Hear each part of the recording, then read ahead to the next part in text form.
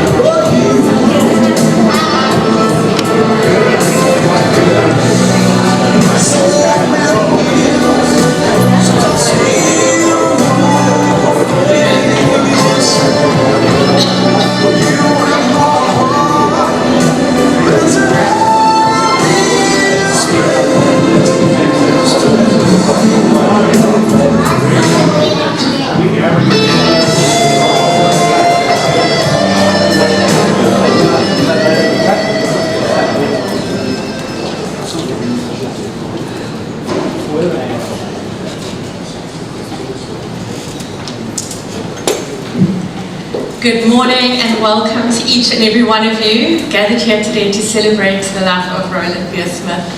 I am Nat, and I have come to know this precious family through Cara, who is very good friends with my sister Jess, who lives in Vancouver. And I thought I'd just let you know that it's a miracle that we survived the friendship with Cara. She used to pop things in microwaves and blow things up, and it got to a point where we had to hide appliances. She always wanted to help, but things didn't go well. So it's somewhat of a miracle that I can stand here with you today, but it's also a deep honor. Kazi and Megs, it's a real honor to be able to be a part of this moment with you, and we are so sorry for your loss. I thought I would be a little bit unconventional, because I think Roland was unconventional. And I want to just ask if you could turn to the person nearest to you and just say one word that comes to mind when you think of Roland.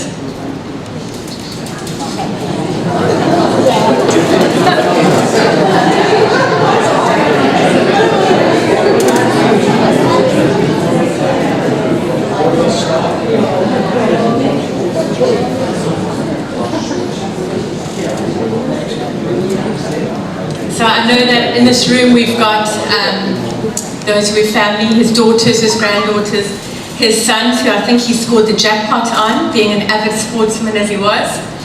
And I know that we would have former colleagues and race buddies and even sporting teammates, old school friends, but we're all here because in some way, shape or form, Roland made an impact in our lives.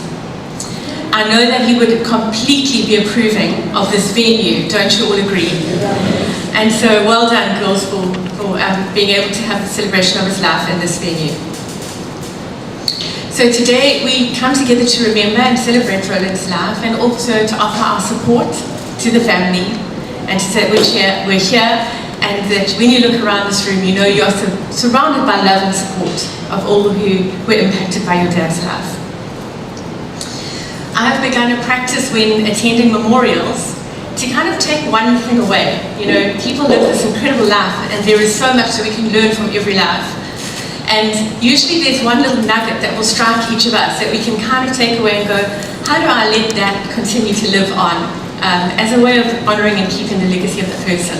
I'll give you an example if I'm not making sense. I went to one dear old man's funeral who he used to start every day by saying, today is the best day there ever was. So maybe there's something that you'll hear today that you'll take away that's unique to Roland, that will remind you and allow you to continue to embody his life as we continue. May we start with a prayer. Heavenly Father, whose love is everlasting, help us now to turn to you with all of our grief, sorrow, regrets, and hopes. May we experience your steadfastness and encouragement through all that is shared today in the celebration of your precious son, Roland. May the shared memories bring comfort, lessons, laughter, and hope. We thank you that in you, God, we can find peace and comfort. Amen. So today we're going to actually start with just a short word, a message from me, and then we're going to go to the tributes from Cara, Megan, JP, and Dusty. And then we'll have a time to share our own stories together as we have refreshments. But just an important note is that there are bathrooms. There's quite a little walk. Obviously, we will stay fit if anybody needs a body break. But just so you know, it's down this corridor, and then to the right, and then to the left, and then to the right again, and you'll see them on the far wall. But if anybody's needing to take a break, you can go there. So my memories of Roland are first and foremost as an adoring father. And I can see through these beautiful photos he became an absolutely adoring grandfather. He was always so happy to be in the mix. He always added a joyful presence wherever he was. He struck me as adventurous, curious, and certainly mischievous, definitely. I know that there are many delightful stories and memories that will be shared, but I know it's best that I leave those to his nearest and dearest. It was an honor for me to spend a little bit of time with Roland just before he passed away.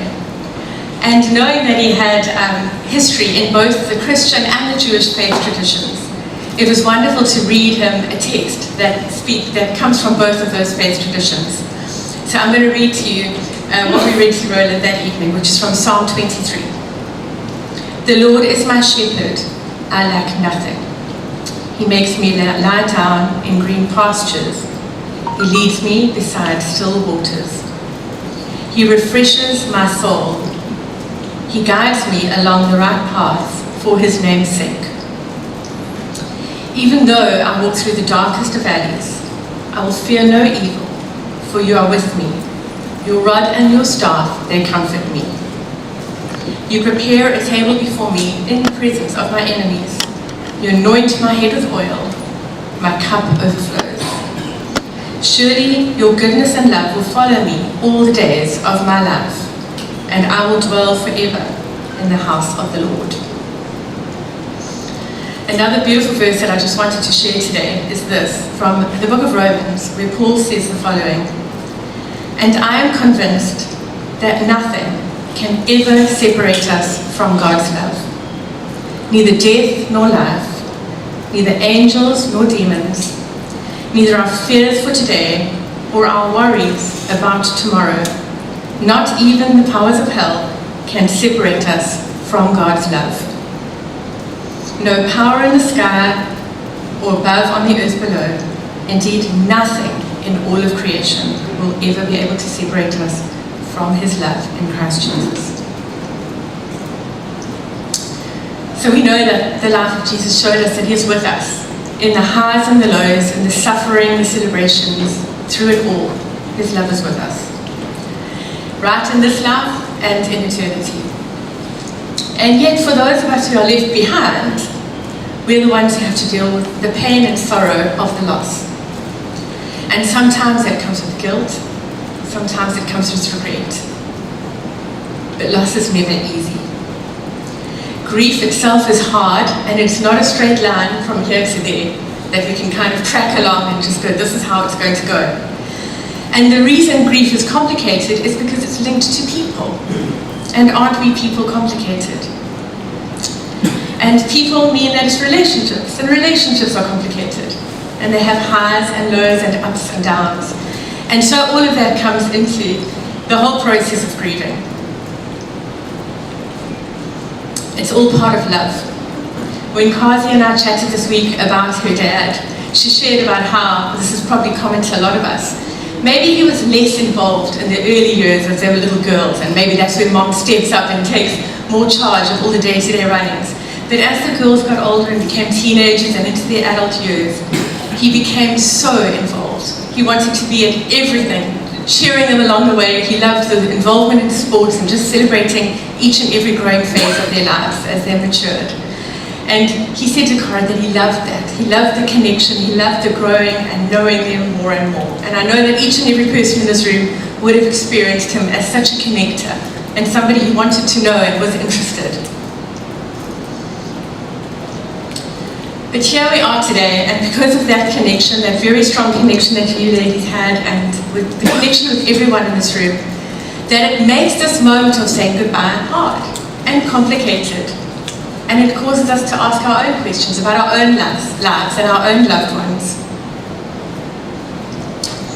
Sadly, we know that if we're alive, there are only two things that are certain. I think you know what I'm going to say. Death and taxes. And I think some people can avoid taxes, but none of us can avoid death. And so grief is a part and parcel of the human condition. In my own seasons when I've had to come to terms with loss and grief, I've come across this incredible writing, and I want to share it with you today.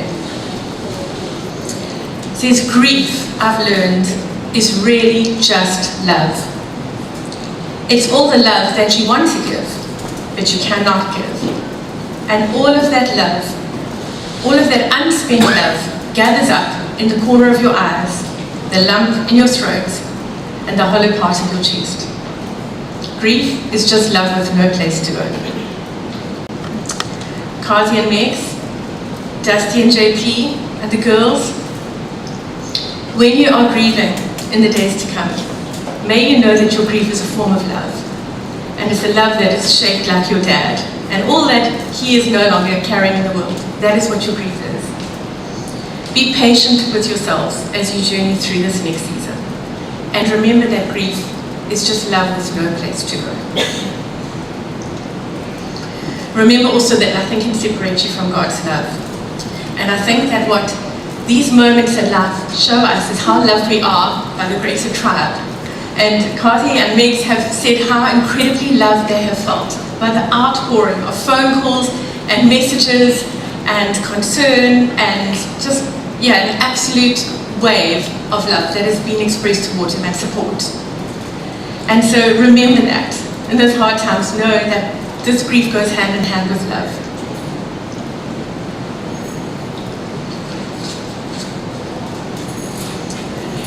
So no matter how much of a part of our lives Roland has been, we will all have our own memories and things that will carry us forward in the days as we think about him. But I wanted to share with you this little poem that I found that I think really speaks to Roland and his life. It's called The Last Race, and very fitting for the setting that we're in. I liked a little gamble, a bet I loved to place, a rush of the adrenaline, I loved to watch the race. I studied all the form, running heavy on the course, sometimes picking colours, an eye on my favourite horse. For me it wasn't gambling, it was a treasured way of life. It took my mind so far away from the trouble and the strife. So now it's time for resting. I've passed the winner's line. Think of me, a winning ticket, and how I live this life of mine.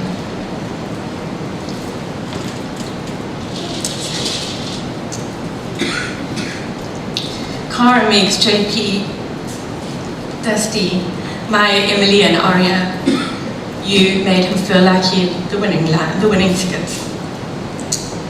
Remember that you have access to his winning ticket every time you think of him. And remember how much he loved you all and everyone in this room. Kazi, will you come up and share your message?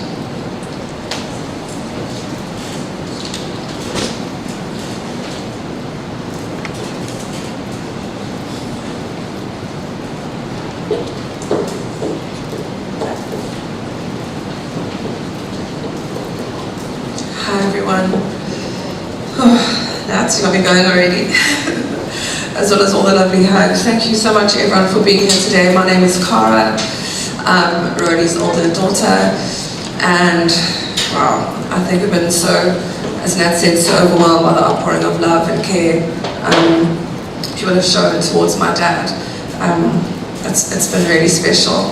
When I think of my dad and I think of growing up, Megan and I definitely had him wrapped around our finger. We were definitely daddy's girls. He had no chance, shame. He was always in trouble with my mum because we just kind of got our own way. I remember we went to get a dog, we were begging for a dog for like years. And we ended up going to this place, but my dad was so caught up in the cuteness. My mom was the one that was like, okay, is it a purebred? What's happening? Where's the certificate? Keep it organized. We're like, but daddy, they're so cute. And he's like, oh my darlings. And then literally we went there with one dog, and it was a brother and sister that had mated. Okay, so if you're a dog person, that is not very ideal. We came home with 2 dogs. My mom was like, what the hell? I sent you alone to get 1 dog. You brought 2 pavements back. They've been paid for now. What are we going to do? And then we had the most amazing dogs for a couple of years. But it's just, we were literally daddy's girls. And Megan and I had all these random things like, unfortunately when you fall prey to dodgy advertising, we're like, Dad, we need Shape, this like milkshake. Okay, in those days there wasn't Noah and Co and all the other good things around. It was Shape. You know what I mean? We're like, Dad, we need Shape. Like, it's going to just help us look good and feel confident about ourselves. Every 2 weeks we had Shape. Like, it was there in the fridge. He always made sure we had it. And then even that silly thing, it's the TV, man, the vibro Shape. That thing you put around, so it goes, you meant to lie down, be lazy, do absolutely nothing. The thing will shake all your hips away and just make you have like literally the best glass hour figure. And he was just like, okay, my darlings. And then we had a vibro Shape. And then it was just crazy. I think growing up with him, I think my dad had a bit of a challenging upbringing. And he always wanted to do the best for his girls. I think he always said that. He always said he wanted to give us what he never had or what he lacked in his life. And I think that was one of his biggest aims, is that we always had the best and we always had what we needed. And that he could be there for us as a dad and as a friend. And there were a lot of great things my dad did. It's a silly one, but obviously growing up as girls, the worst thing is when menstruation and those fun things start. So now you don't want to be at the till. I don't know why, but it's everyone's trauma. You do not want to be there. You're like, Mom, just take the pads, don't make it like it's me. The till is going to look at me. People are in the queue. You're so traumatized by the whole ordeal. And monthly, my dad would go in the old days to like Broadway Pharmacy and get me Tender Peach Revlon foundation and my pads, like religious. I didn't have to even ask him. He was like, darling, I've got to you. Like, he was like there. He just was, he didn't even care, you know. As long as we were fine and we had what we needed, like he would just do the silliest things. And in like some later years, he lived with us for a while in Musgrave, and for the Glenwood Old Boys guys that are here, and I'm so sorry I have to do this, but it's the only way I can do it, is that we'd drive past DHS and my dad would do this. Like, no. And that is like a year ago, guys, I'm not lying. He would be like, bastards. And then, or he would say, bloody Durban hot sausages. And he would like literally still have a go at DHS. And I was like, Dad, are you ever going to get over this? Like, you are 70, like 6, like this is a joke. And he was like, no, you don't understand. You don't understand. I'm like, okay. So it's like some things will never like go away like that. I think my dad, he was such a fun guy. He always had time for a joke and nonsense, very cheesy jokes. 3 months ago we moved him into a more assisted living, and my dad did have dementia and some health challenges, and so we need him to have some more extra care. And he had to be interviewed now, so I never know what I'm going to expect, you know. So there we are in the interview, and you know, no, yeah, I'm an actor, but he was actually in a really good space. And he must have a bad joke in there. So after the whole interview, he's like, this is a rude one, but I'm still going to say it because my dad wanted me to say it. And he was like, I just want to check, are there blondes here?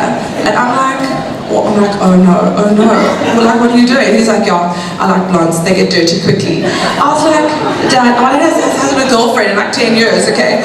But like, what I'm saying is that he said, oh, the hair, ha. But like, I was like, Dad, I can't believe you're doing this. Like it was just, and this lovely lady called Buffy looked and then burst out laughing and said, oh, I needed a good joke today, oh my goodness. So that was my dad. He would always break the ice. When we were younger, we found his jokes, which was so cheesy. They were like killing us. I see you staring at me, Daniel, DHS, it'll be okay, don't worry. But, do you know what I'm saying? Like, I think there's so many fun memories of my dad. I think like that's who he was. He just always had a good joke, always had something fun to say. And yeah, like, I think a lot of our memories are raised around that. And I think when we were younger, my sister and I would dance and sing. You know, when you're young, you can be my sister was a dancer for South Africa, but to be international dancer. And we would dance on weekends, but I would put the fun music that's on this playlist here, and we would dance, and we would do shows, and we would dress up. And his best thing would be to literally like have coffee and have snacks, and we put on like productions, like in the lounge on the weekend. Do you know what I mean? We're dancing and this, and then we'd do rapping, and like he would just, I don't know, he just wanted to be with us. My dad always said he didn't need much, he just wanted to be together. That's one thing he always said. He said he didn't need fancy things, he didn't need anything to be perfect. He just said if he had us, he would be okay. And yeah, oh, the Sharks. I can't talk about my dad without rugby. Oh my goodness. When a few years after I met Dusty, it was like 19 years ago, some people were like, oh, so you know about rugby because, oh, your boyfriend's playing. And I'm like, no, like I was literally, we were raised at the Shark Tank, like literally, like 11, 12, 13, 14th birthday was in Scholars, like lost the Curry Cup like 3 times in a row, we were all traumatized. Like, do you know what I mean? Like we were literally lived at the Shark Stadium with a bra and a cooler box. That was like our lives. My dad had like, him and his dad had the most amazing seats, and like that's where we grew up. And I think it's all those memories as kids, you know, when you're together, and it was just always about family for him, which meant so much. And shame, I think, as a few of you know, I'm obviously a social worker and very involved in community and always have been. I traumatized people at school. Every week it was something. I need pencils, please, for the children. I need this. Where's that? Collect cats' food. You know what I mean? I was always harassing people for something. Like, unfortunately, it's been going since like 11. Still, oh, thanks, yeah. I'm still always saying, please help me, let's help the community. And my poor dad was always getting roped in. If there was like pies or cheese or anything, I'll be like, okay, Dad, this children's home needs pies for lunch for our party. He'd go to Parliament's Pantry, hey guys, eat 100 pies, come, like. And then poor little, he had like obviously different like ton trucks, and he would just come with and help me and literally help me in communities and support and rally people that he knew, and like I think that was always meant the most to me, because that's always been such a big passion. He was always ready to get his hands dirty, and yeah, he also volunteered at cancer when I was there for a few years with money. Oh, he loved counting money. My dad was like the best automatic calculator. You could be like, what is 1,758 plus 38 plus 98 plus 289? And he's like, bro. He was just, okay, I don't know what that is, but my dad's like, he was so sharp. He was literally, would always test it. And he would be like, bang, like on the money, would even double check on a calculator. And he was right every single time. He was always so good with that. So when we had Shave-a-thon, which was a really big cancer event, sort of cash came in from the malls, he would be there signing. Like he was just, even in his time, you know, he always wanted to help and be there for people. I think the things that I miss the most about my dad are, I think just his support and love for us. I think my dad's someone who never put pressure on us. He wasn't someone that was like, I need you to be an accountant, or I need you to do this, or I need you to have 2.0 children and this. He was always like, who are you? And I love you, and I'm gonna love you anyway, however you turn out. And I never forget when I was making my career choice, he wasn't that thrilled. He was like, oh, did I send you to a private school to earn peanuts? Like all this hard work, and now you're gonna be a social worker now? Bloody hell. But he's like, it's fine, my darling. Let's do it, you know, because obviously when you're younger you have these conversations with your parents, like where's your life going to go, and what are you going to do, and he always backed us. And I think that's a really special thing about having a dad that just loved, like without condition. Yeah, and I think the last couple of months have been really hard, I think, on Meg and myself. My dad's health wasn't good, and it breaks my heart a bit that quite a few people did come and say to me as they walked in that my dad just got a bit quiet. And I think as he got older, you know, being on his phone wasn't his best thing. He was very dodgy at replying or even picking up phone calls, and I think his dementia played a bit of a role in that. But what I want you to know is that the people that came in the names, and we know your names, and we know that he cared about you guys and he loved you. It's just, I think there comes a time when it just becomes hard when you're in such a hard space, and I think sometimes it's hard to share to people you care about that things aren't easy. But I do know that he loved so many people that were here, and that you meant so much to him. So please just know that, yeah, he really cared about everyone here a lot. I would just like to say thank you so much to my sister, Meg. I think I always say as a social worker that hard things in life can either bring you together or tear you apart, and I think you always have, it literally always goes either way. And it's been I'm so blessed that we've had each other to go through this. It definitely hasn't been easy for us, but yeah, I love you so much. Thank you for being my rock, and yeah, thank you so much to you, my wonderful husband Dusty. I think, yeah, you've always been so amazing with my dad and supported me through it. I know some people are like, oh gosh, it's my wife's father, it's not mine, it's not my problem, like there's a layer there, but you've never been like that. You've always just accepted him like your own, and thank you so much. I think it's made a difficult situation better, so thank you so much. And to Paula, thank you for loving us and always being there. I think it is the four of us. My dad was an only child, so all of his family has passed away, but we're so blessed to have two of his cousins here today. One on his mom's side, Uncle Roddy and Uncle Dave, and on his dad's. So we are really blessed to have you guys here today. Join us. It's been far too long. But yeah, I think what I'd just like everyone to remember, or I think what Nat was saying earlier about the takeaway, is that just, I think sometimes we just have to keep on smiling. I think even my dad's last 3 days, and Meg and I were being with him all day, and I was like, Dad, how are you today? And he's like, happy as Larry. That was one of his random favorite sayings, and we're like, okay. And I'm like, are you okay, Dad? He's like, I'm content, my darling, I'm good, but how are you? How are you, my baby? How are you, Meg? Why do you guys look so sad?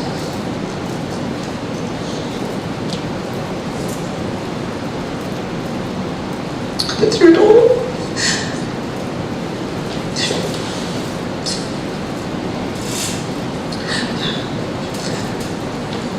such a positive person. And despite it all, he could still smile. And I think South Africa is not the easiest place to be. There's so many challenges we have as South Africans and people, and the cost of bread, all the drama and flooding nonsense we're going through. So life is hard out there, but sometimes we just have to take ourselves out of the situation and smile and be grateful for what we do have in the moments. And even in those really hard times, my dad was still more worried about my sister and I than himself. So yeah, we're going to take a feather out of his cap. Is just keep on loving and let people in so they can help you along the way. Thank you so much.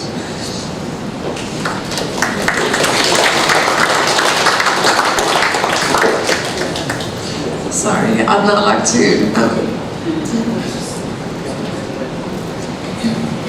okay, I'd like to hand you over to my wonderful sister Mace.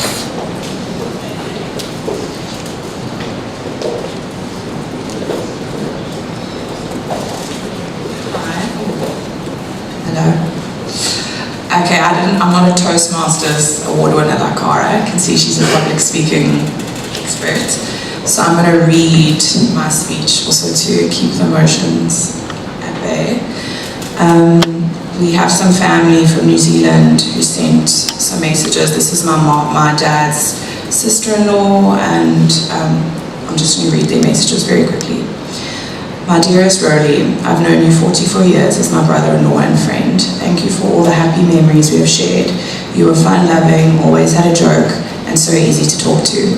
Thank you for always being there for our family.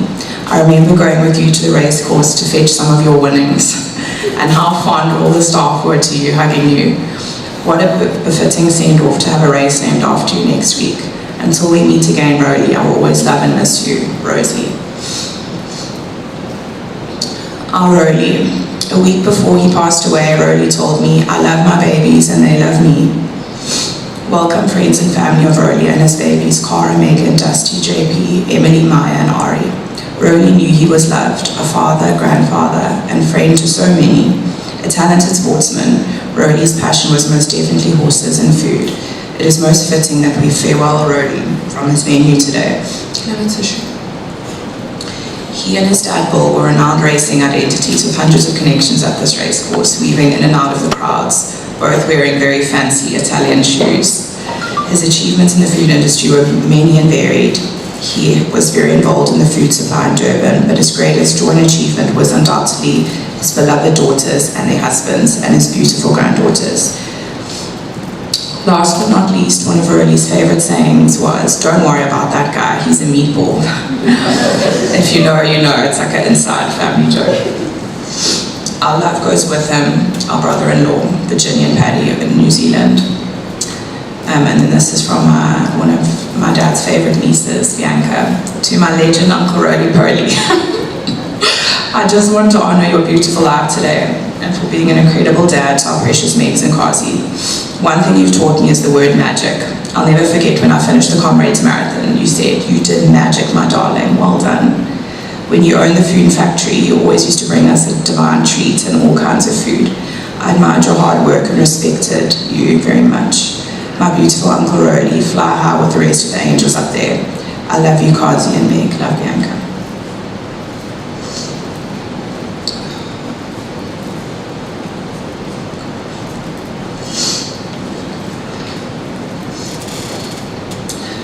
Daddy. This is so hard. I think most of us imagine and fear the day we lose any of our parents. And when it happens, it feels like a part of you is broken. As most of you know, my dad wasn't well the past few years, and even though I feel so blessed to have been able to say goodbye to him and thank him for everything that he did for us, and hold his hand with Kazi until the very end, playing the Beatles, I still feel a pain like nothing I've ever experienced. I'm heartbroken. My dad really hated being the center of attention. He preferred to listen over speak, and he'd rather watch than perform. He would have hated this to be a long sob story, in his words, and would have wanted us to smile and have fun and just remember him. He never took himself too seriously. We're so grateful to Gold Circle for hosting today and honouring him next week in a race on Cara's birthday. We as a family are so touched by this gesture.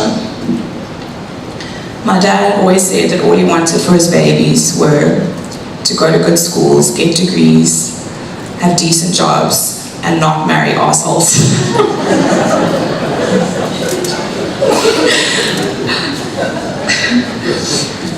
Dusty and JP were the sons he never had. He loved you both very much, and he was really proud of you. He always said, Maggie, you found a good guy that's kind, and that was the most important thing in a husband. My dad was always kind.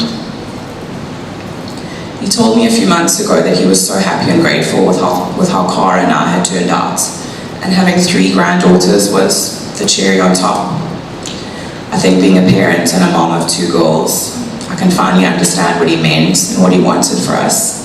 We just want our children to be happy and for the foundation of their lives to be solid. My mom got very sick when I was in high school, and my dad showed up for me a lot. From taking me to all my hockey games, hyping me up as a goalkeeper by hitting me on the helmet with my hockey stick, saying, "Get angry, my baby, get angry." And then straight to dance shows and competitions, carrying leotards and sequins and hair stuff. He'd come from his factory with some of his reps, and they'd all be sitting in the back row all watching me and shouting for me. He juggled a lot with Cara and I being pretty much a single parent over our last few years at high school, which was a lot, and he was incredible. He showed us what a hands-on dad looks like. His love language was definitely food and acts of service. If you needed anything, he would drop anything and be there for us always. We all have fond memories of him cooking, shopping, gifting, eating food, sharing a table. That was his love language. Even when we were in hospital, a lot of my school friends were talking about my fridge picnics. We'd have fridge picnics at my house, which is where on weekends all my friends and us, we'd move our kitchen table and all sit on the floor in front of our fridge. And he would bring like the most ridiculous things home on a Friday night. Like literally the one time it was sushi, caviar, donuts we needed to bake in the oven with jam inside.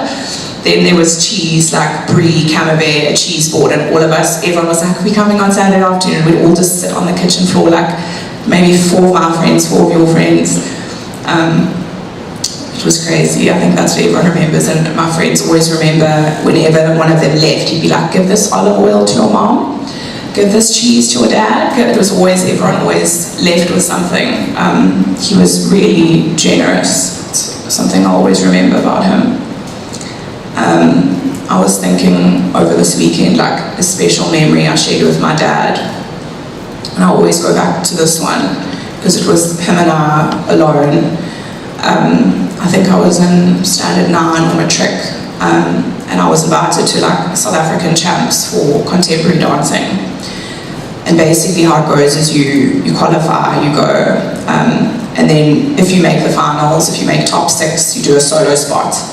But you basically practice this routine, and you might not even do it, because if you don't make finals, you don't do this routine, and you're only allowed 20 counts of 8.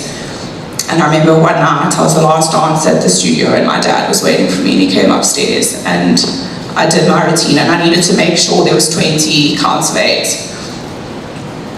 And he sat on the floor and counted every count of 8. I counted out loud. And he was like, "You've done 20, he counted it all in front of me so I could see." He's like, "You've done 20, stop here, like, you're good, you're good." I flew out to Sun City and I won. And he was so proud. He loved watching me dance and was always encouraging me to enter as much as possible, to fly everywhere and do whatever I needed to do. Miss school, probably not the best. I think I was in Hungary, in Europe, in trials, competing. He was just like, "Just do this, you love this." I'll never forget Cara, we always laugh about this, but whenever we'd go to the Gunston 500, they had these dance competitions, and there was a Macarena competition. He was like, "You've got to do this." I was this high with a tummy out here, weighing like 80 kgs in a bikini. He was like, go babes, you're gonna win this thing, go. So I go with my big tummy doing the Macarena up on Durban beachfront. I think I won. He's like, go my baby, you got this. He was like always my biggest hype man. Another funny story was we always used to watch wrestling together, WWE. I was in class 2 and we went on a school night to the WWE in Durban till like, got home at like 2 in the morning. I went to school next day with a big foam finger. My teacher was like, and he was like, you know, it was all about making memories. And I think even talking to JP, we just want to follow in his footsteps and make memories. Like he planned our vacations, he planned family trips. We always had something to look forward to. My dad loved soulful music. He loved Earth, Wind and Fire, anything with an electric guitar. I have so many memories of us dancing around the living room, playing all of his records, his old school records, and music being like such a big part of our lives. He loved all sport, especially, you know, playing rugby and cricket and going on tours, and he obviously loved his horses. His most favorite horse he ever had was A Way to Go. Cara and I will never forget that. He was always a drummer, and Maya and I always remember him always playing the drums on the corridor or on the table. It was always like him, you know, playing the drums. And then even with horses, I think even a year ago with his dementia, he was calling Teletrack, and all of us were like, what are you saying? What are you guys talking about there? And he's still phoning them, seeing what is happening at the races. But it gave him so much joy.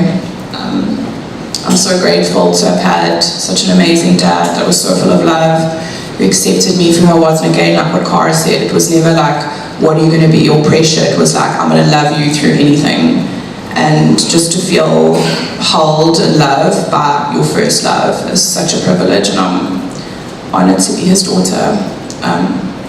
I'll love you forever, Dad. Rest in peace. My first love. Thank you.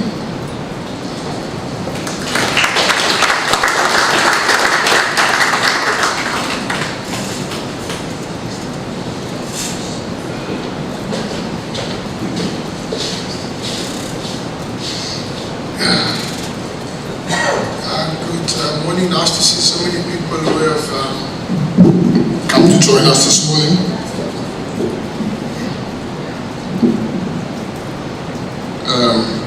Yeah, I'll just say a couple of stories that I have of Roly.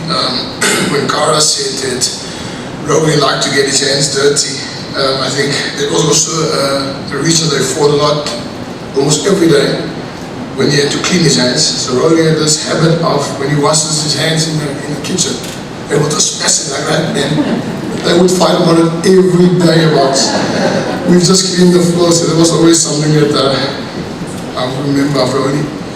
I think today, if he was here, we'd be so embarrassed that we are talking about him. He would have said, no, I must talk, just one speech. No one, he never wanted to be the center of attention. It was always about other people. He wanted to make people happy. His daughters, that was his pride and joy. And then a couple of people have asked me this week, what would I miss about Roly? What do I remember? What I always remember about Roly is his love for his daughters. It was his pride and joy. His love for food. And he used to force me to try things with him. Gav from Stellenbosch, coming on to Durban, I remember he made a steak salmon, which I've never even heard of salmon in my life. And I said, no, I'm not going to have it. And he said, you will have the steak salmon. Do you know how good this is? You will try. And salmon steaks. And he forced me to do that salmon steak, and I said, no, can I have tomato sauce? You don't have tomato sauce with salmon steak. So yeah, a lot of those, or you would, don't ever tell Roly you like something.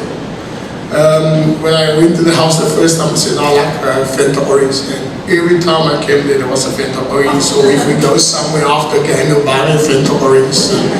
Yeah, I think JP's got a couple of stories about Bloody Boy JP also, but I'll leave it for him to explain. And yeah, Roly's love for his horses, and you all know that. And Roly was a lucky man. He would always win something. And he would call Megan in the car and he would say, listen, I won 5,000 rand, 6,000 rand, there's 1,000 rand for you, 1,000 for Megan. For you, anything would win, he would share with his daughters and they would always share with us.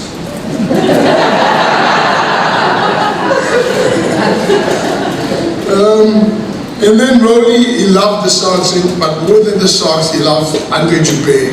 The amount of stories I heard about his love for Andre Joubert and how he used to just come, Dusty rugby, you guys are making it too complicated. Just get the ball to the fullback, create the overlap, and Andre Joubert would just create the overlap, Dusty around the wing, and it was rugby is simple, you're kicking too much, he used to say. In his quotes, I think Kara's mentioned one of them, the one for blondes, but he always used to say, because the later part of his life, he was wearing hearing aids, and if anyone ever had to ask him about his hearing, he said, yeah, lots of sex makes you deaf. And Kara and them used to get so angry. And whenever we used to watch rugby, and especially now that obviously there's a kicking game, and I'm trying to explain to no, Rolly, you have to kick, and you can't just run everything. Dusty, you guys don't understand rugby.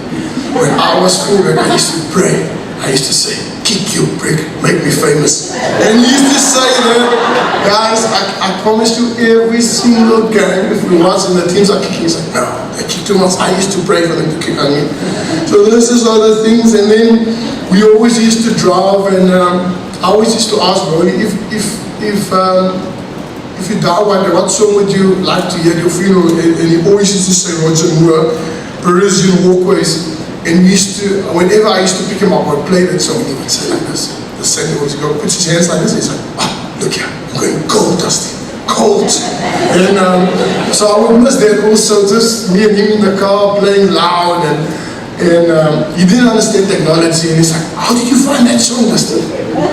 And I would play another song, do you have all the songs? And he just didn't get the streaming of music, he just didn't get that.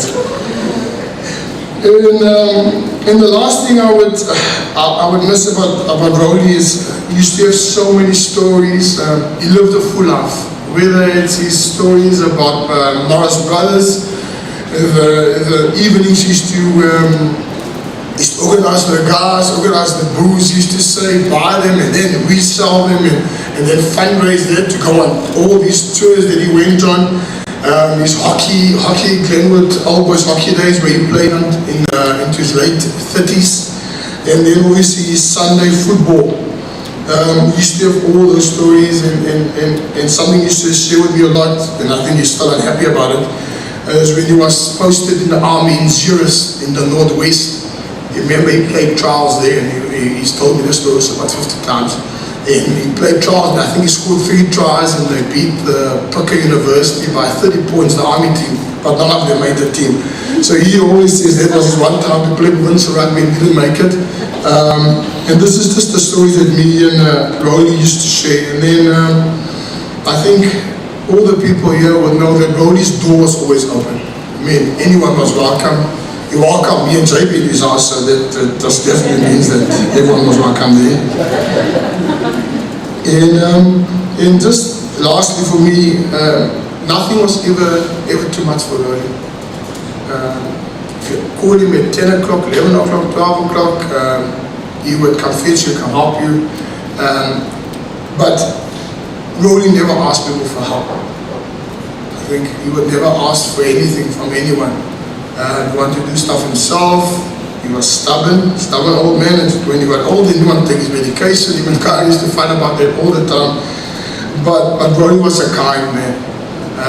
That is something that I would always treasure. I came to Durban as a young boy, 20 years old, and he took me into his house, and was like a dad to me. So, rest in peace, Rolly.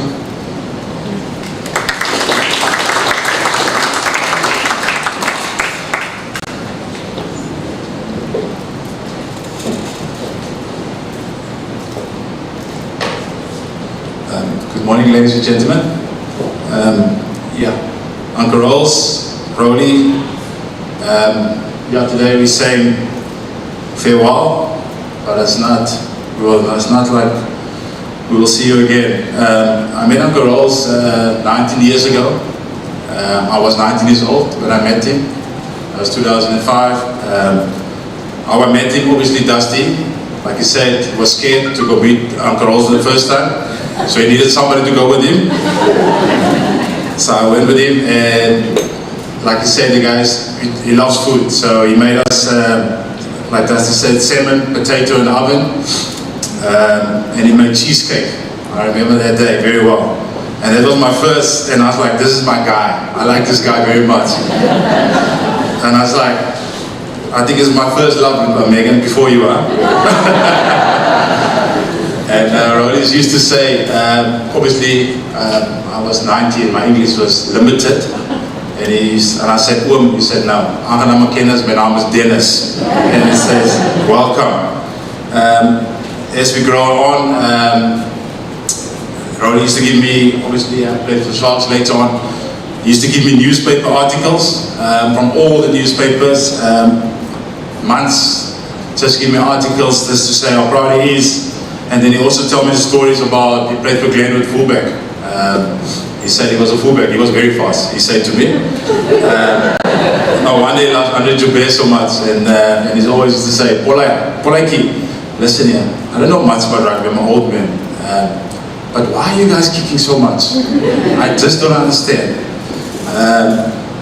And then I'm just saying that he's passionate about Glenwood, and it's just speaking about sports, it's just very random still today that he supports Norwich City. I still don't understand. A club in England that he loves very much. Obviously, I'm a United supporter, and he was so passionate about Norwich. Still today, when he cleaned up got his clothes and stuff, there's still Norwich little scarves and stuff that I'm most passionate is about the Norwich.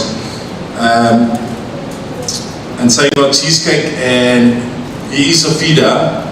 My rugby career was in danger because I eat too much, and there was cheesecake, and Rolly used to give me lots of food and always snacks. And one time I don't know where did we come, but I like wasabi.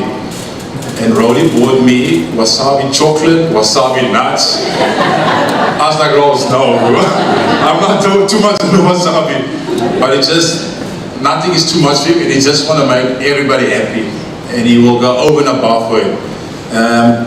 And obviously, he always used to tell me that about Salt Rock, the hotel. He used to work in hotels, and he loves a good curry. He's always a go-to. When I always picked him up later, he's always wanted a curry with a Coke, with a Coke Zero, a full cream Coke. He used to love. But just a couple of things. But last year, Rolly, I have to tell you, I didn't tell you when I was with you. Man, you were a dangerous driver. I feared for my life plenty of times.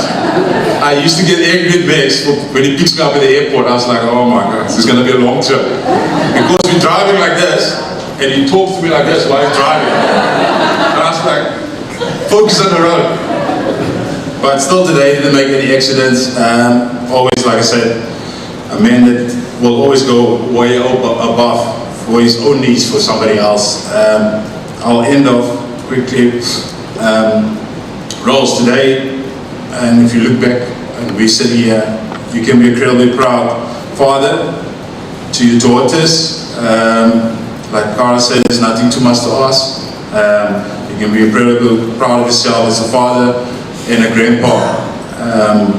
And you used to tell me, JP, just look after my two daughters. And I can tell you today, I'm standing here, don't worry, I will look after your two daughters, and I look after your grandkids.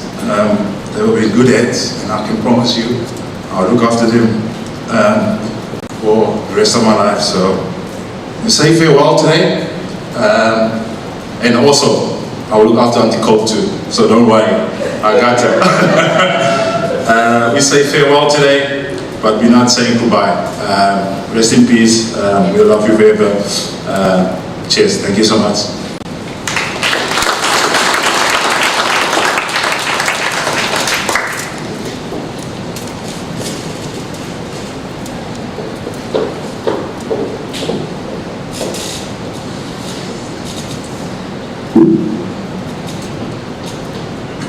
daughter. So I'd just like to say a vote of thanks. I know that putting something like this together doesn't just happen.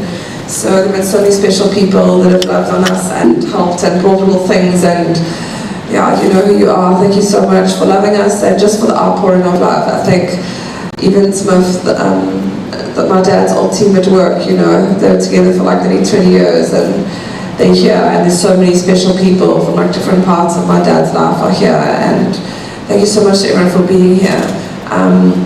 To everyone that's helped and just supported us to pull this off in like 3.5 days. It feels like it's been kind of a bit crazy, but yeah, I think when sisters stick together, you can do anything. So yeah, thank you everyone for being here today, sharing this time with us. We'd love to chat with you. Thank goodness we also have become feeders, and a lot of our friends are feeders too. So please join us for snacks. We have some tea and coffee. We'd love to hear some stories of my dad. And we hope others can also reconnect after not seeing each other for that long. So take care, and thank you so much for joining us today. Thank you.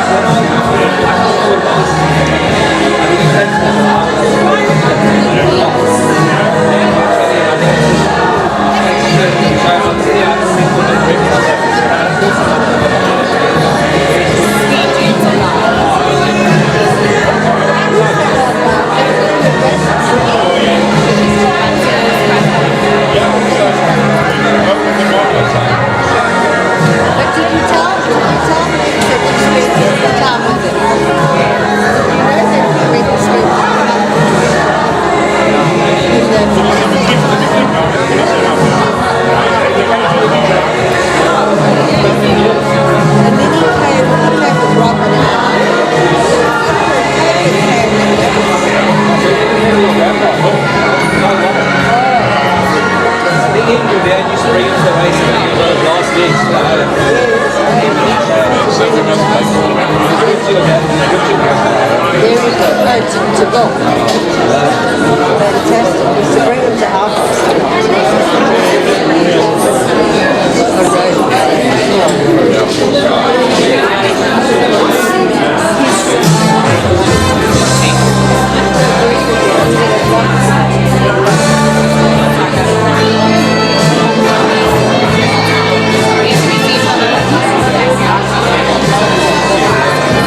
Just keep strong and turn yourself.